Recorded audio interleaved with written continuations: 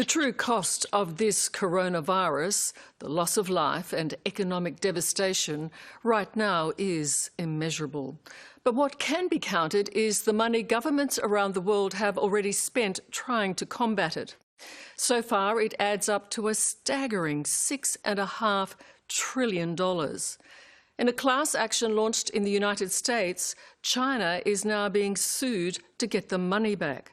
The lawsuit accuses Chinese authorities of negligence, lies and cover-ups.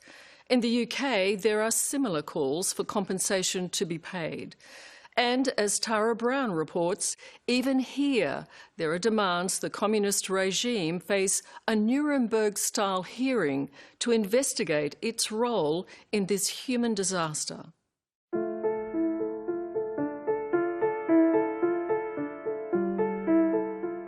In the heart of the coronavirus pandemic, New York has countless shocking stories of suffering. I did really never dreamed that it would affect me in such a way, or my country or the world. For Lorraine Caggiano, the effect has been profound and brutal. 10 members of her family contracted COVID-19, including herself. On the 25th of March, her elderly aunt, Isabella Rizzo, succumbed to the virus. Still reeling from that loss, just 52 hours later, Lorraine's dad, Nick Caggiano, died alone in hospital. You know, my father was, he was very afraid of doctors. I'm gonna cry, I'm sorry. You know, just to get him to, for a yearly checkup, you'd have to really talk him into it, and he would just drive you crazy. So to me, to think of him laying there knowing this was going on breaks my heart. He would have been so frightened, so frightened.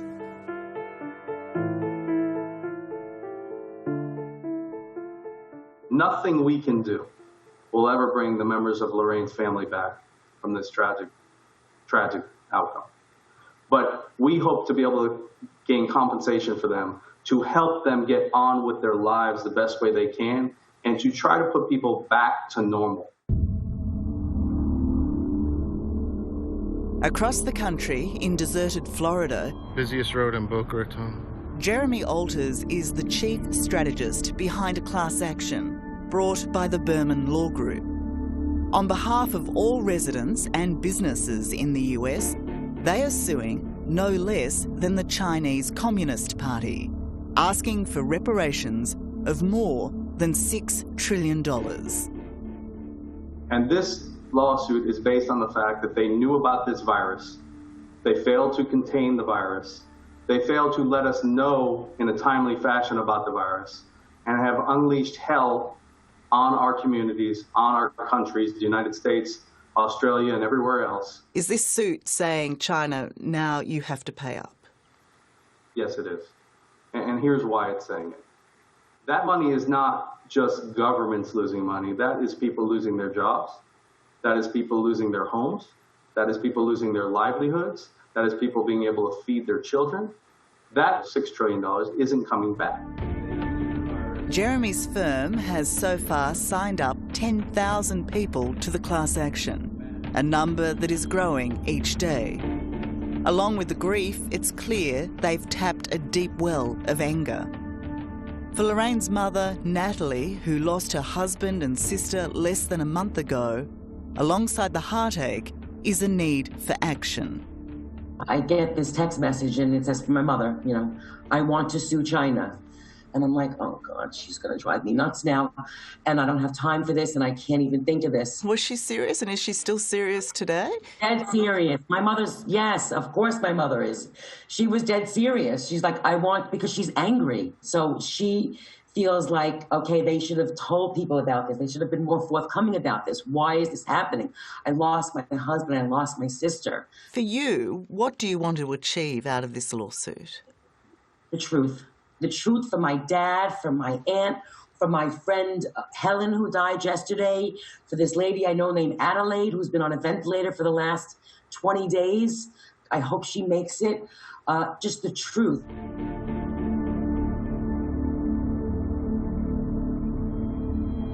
How much do you believe China owes the world? Australia has invested over $200 billion to get us through this crisis to date. To protect Australia. Former barrister, now Queensland Liberal Senator Amanda Stoker, says Australia needs to be part of a global push to force the Chinese government to turn over its records, to reveal when it knew and what it knew about the coronavirus threat.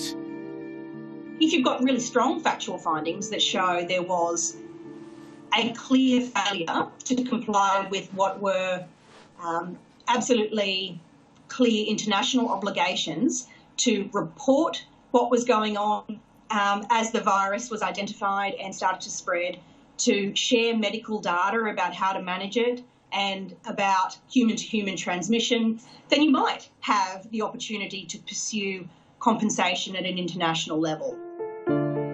But for Matthew Henderson, the facts are already in. In regards to the big questions from what you've seen so far out of China, did they lie? Yes. Did they cover up? Yes. Matthew is a former British diplomat to China who now runs Asia Studies at UK think tank, the Henry Jackson Society. Matthew has co-authored a report pitching the case against China. He says China has breached international health regulations by hiding from the world what they knew in the early days of the outbreak. It becomes clear that the way in which the Chinese side has managed this issue is negligent, culpable, and deliberately, willfully damaging, not only to the world at large, but to the Chinese people also. For Matthew, the most appalling part of the cover-up was quashing early concerns about a new, frightening virus raised by Chinese doctors and scientists in Wuhan.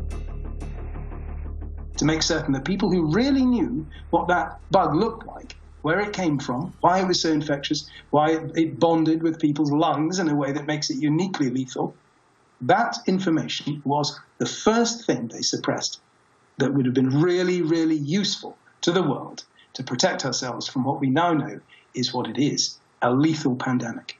If they knowingly suppressed information about the threat of this potential pandemic, what did they hope to achieve by hiding it? The classic face-saving approach that the Chinese Communist Party regularly takes in the face of challenges and disasters. You bury the truth, you convey the impression of order, and you hope to goodness me that you're going to be able to get away with it. Of course they didn't. Of course they couldn't. Around the world, we've now received calls from 40 different countries. Jeremy Alters is an unlikely champion of the class action, a lifelong Democrat now banded with a conservative firm to provide strategy. While it's not impossible, it is very difficult for the US to sue another country due to a protection known as sovereign immunity. Many legal experts give Jeremy very little chance of success. The critics of this class action say that your chances of even going to court are nil. Right. Yeah, we've heard that. We've heard that our whole career. Those are intentionally reckless acts which affect our citizens. So legally, I would disagree with the naysayers. So the chances are not nil. They are very good. We will be able to pursue this in court. And at some point, it's not going to be tomorrow, but at some point, bring China to bear so that they have to pay for what they've done. Even if the US courts find a case against the Chinese regime, few believe China will feel compelled to show up or pay up. The chances of China paying up are zero, aren't they? No, not at all. They are much higher than zero, not 100%, but there are mechanisms to get them to do this. If they decide not to show up in court, then we will proceed forward to get a verdict against them and then collect on their assets here in the United States to help the people who have been harmed that are part of this lawsuit. Senator Amanda Stoker believes that if the current international and legal forums are not able to hold China to account, there is another way. Do you expect that there might be an international tribunal of some sort that puts China on trial? Once we get over what we're all suffering now, is that the future, do you think? Look, the nations of the world have the power to establish, through the International Court of Justice, an inquiry of that nature.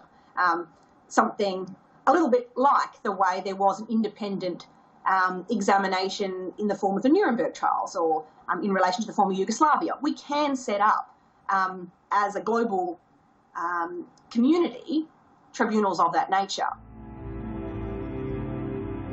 But perhaps the most potent response to China will be to rethink doing business with them. It's also a wake-up call for us, though, in a manufacturing sense, in a resources sense. It's an opportunity for us to be more willing to look at other places in the world with which we can trade that might better operate as global participants than the Communist Party of China has been of late.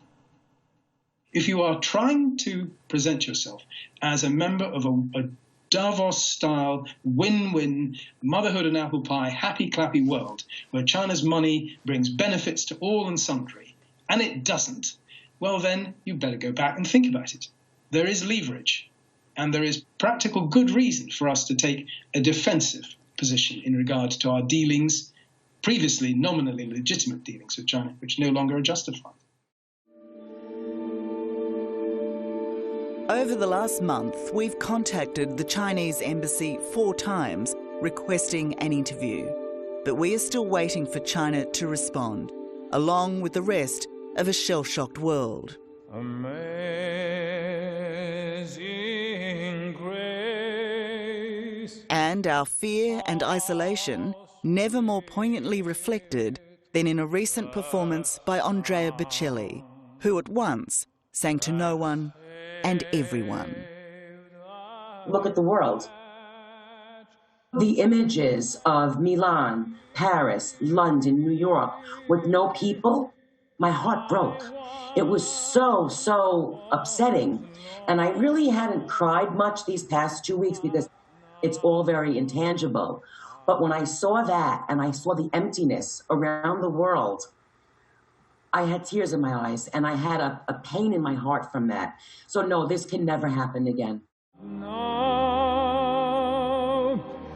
I see.